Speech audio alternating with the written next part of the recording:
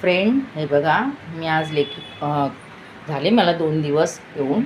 हे बघा चपात्या केल्या आहेत, मस्त पोळ्या. आमच्या चपात्या आहेत.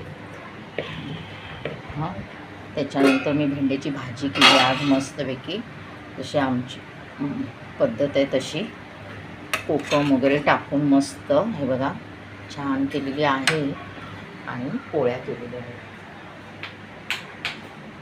हे बघा छान पोळ्या केलेल्या आहेत.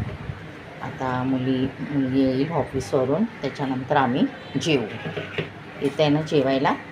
हे बघा पोळ्या छान मस्त केलेले आहेत. आणि सकाळी मी कांदेपोळी केले होते, पण थोडे राहिलेले आहेत. आता आम्ही ते गरम करून खाणार.